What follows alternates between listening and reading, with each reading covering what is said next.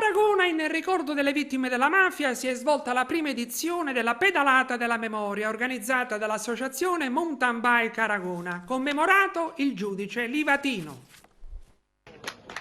Il senso di questa iniziativa è quello di principalmente non dimenticare i sacrifici di questi uomini che ci hanno liberati.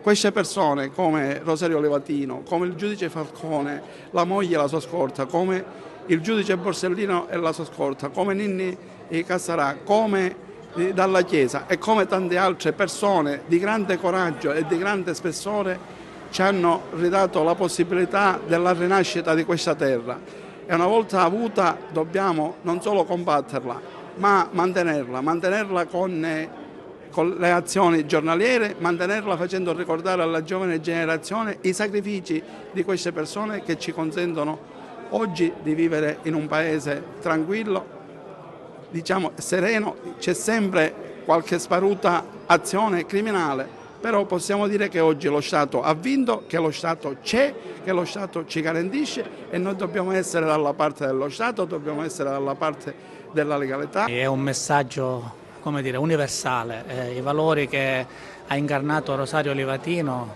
di profondo attaccamento al dovere, al suo dovere, che lo hanno portato a perdere così tragicamente la sua vita, sono uno stimolo, diciamo, per tutti noi per impegnarci a fare bene il nostro dovere. È un messaggio che vogliamo soprattutto trasmettere ai più giovani perché la testimonianza di quest'uomo che ha pagato un prezzo così caro non si perda, ma possa continuare, diciamo, a riflettersi nelle scelte quotidiane che ognuno deve compiere. Quello che è importante sottolineare è che il messaggio di Rosario Livatino non è rivolto soltanto ai magistrati o comunque agli appartenenti alle forze dell'ordine, è un messaggio universale rivolto a tutti, perché ciascuno nell'adempimento dei propri doveri familiari, sociali, lavorativi deve comunque avere questo riferimento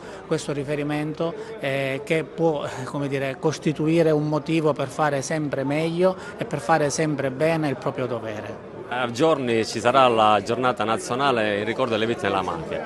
Siccome lo sport è sempre vicino a questi eventi e ribadisce sempre a gran voce il no alla mafia, perché uno dei valori fondamentali che lo sport deve portare avanti è la legalità. Quindi senza legalità lo sport non ha da esistere. Essendo un catalizzatore sociale dove ruotano appunto tutti i ragazzi di qualsiasi età, è importante dare questi segnali. Ecco, da lì allora che abbiamo creato questa prima pedata simbolica. L'anno scorso siamo stati a Palermo e organizzato un'altra associazione e abbiamo pensato perché non farlo qua nel nostro paesino. E allora è nato tutto questo. Come puoi vedere l'adesione c'è, la gente ci crede e quindi diamo un segnale forte, ecco.